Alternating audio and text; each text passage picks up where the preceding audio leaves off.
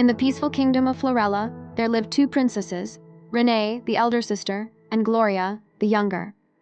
From a young age, Renee was admired by everyone. She was graceful, intelligent, and always won the contests held at court. The king and queen often praised her talents, and Renee grew used to the proud smiles of her parents. Gloria, though quieter, had a charm of her own. She loved creating things. Her favorite hobby was inventing new desserts, each more delightful than the last. She admired her sister deeply and tried to learn from her, especially her focus and discipline. As the years passed, Gloria began to grow in skill and confidence.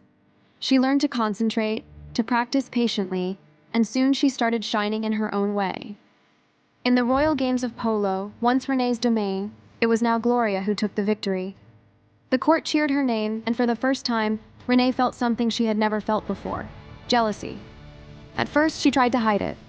But when Gloria's clever plan to capture a group of thieves in the forest earned the king's praise, even more than Renee's, her envy turned bitter.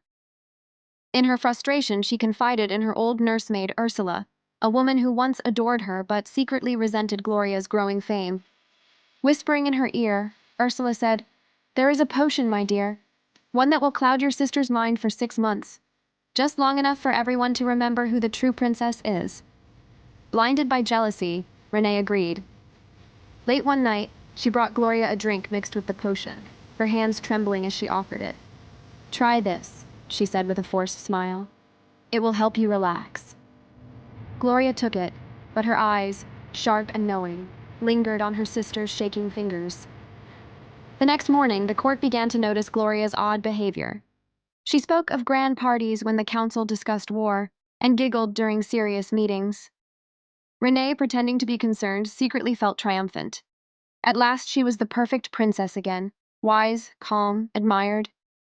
But victory didn't feel the way she imagined. One evening, as she sat beside her father, the king placed a hand on her shoulder and said, "Renee, I have never been prouder of you. Not because of your achievements, but because of the way you have guided your sister with love." The words pierced her heart. That night she couldn't sleep. The image of Gloria, smiling, carefree, trusting, haunted her. For the first time, Renee saw the ugliness of what she had done. At dawn, she went to Ursula and demanded the antidote. "If someone must pay the price," she said, "let it be me." She was ready to drink the potion herself, to undo what she had caused. But when she rushed to Gloria's chamber, she found her sister waiting, calm, kind, and entirely herself. "Gloria!" Renee gasped. You're fine?" Gloria smiled softly. "I never drank it," she said. "I saw Ursula sneaking through the halls, and I noticed your hands trembling when you gave it to me. I only pretended to be affected because I wanted to believe you'd realize your mistake. And you did." Tears filled Renee's eyes. She fell to her knees. "I'm so sorry," she whispered. "Jealousy blinded me. You never tried to outshine me. I just couldn't see your light without fearing it would dim mine." Gloria reached out her hand and lifted her sister up. "You don't have to compete with me," she said gently. "We're both meant to shine, in our own ways."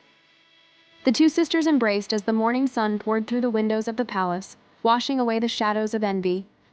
From that day forward, they ruled side by side, one with wisdom, the other with creativity, both stronger for the lessons they had learned.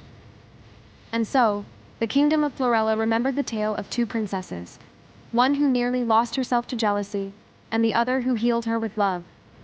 Because envy destroys but love restores.